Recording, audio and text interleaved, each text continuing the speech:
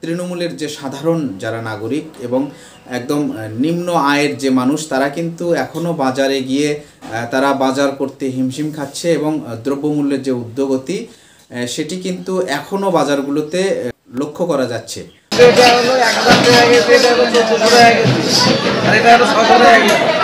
এটা আগে কত ছিল? যেটা 1400। হ্যাঁ, আগে 1700, এখন 14। তাহলে কয় টাকা কম? ওইটা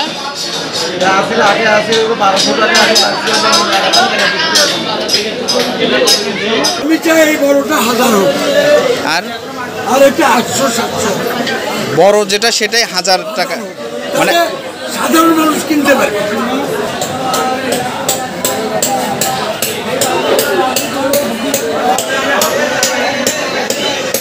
দোহা চাকা মার্কা খাঁটি সরিষার তেল 300, 200, 400 1000 ধরি কত হয়? আরো কম বলে ধরে কত হয়?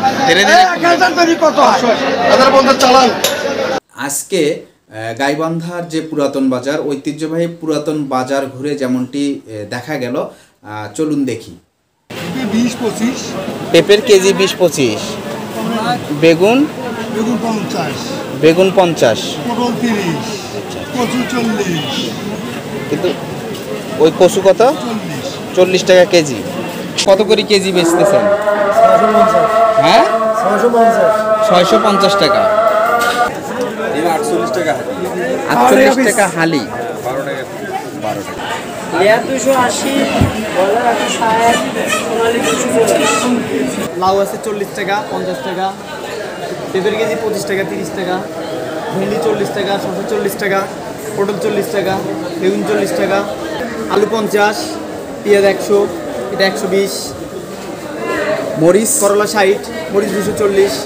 আচ্ছা, করলা ওদিকে 80 টাকা বিক্রি করছে।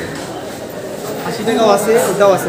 হ্যাঁ, দুই প্রকারেই করলা আছে, একটা 80 টাকা, একটা 60 80 টাকা, একটা 60 টাকা। মরিচ কেজি আছে, মরিচ কেজি কত? মরিচের কেজি 240 টাকা আছে, 220 টাকা আছে। 220 টাকা, 240 টাকা, মানে ভালো, একটু ভালো কোয়ালিটি, একটু নরমাল কোয়ালিটি। একটু দাম।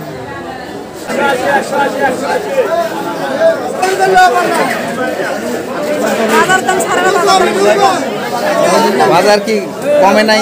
তরকারি হ্যাঁ,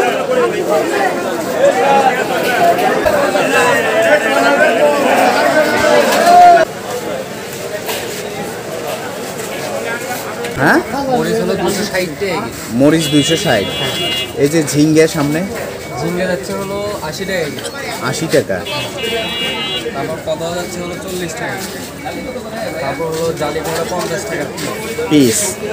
আর মিষ্টি কুমড়া যাচ্ছে হলো 40 টাকা। হ্যাঁ, মিষ্টি কুমড়া 40 টাকা পিস, কেজি। কেজি 40 টাকা।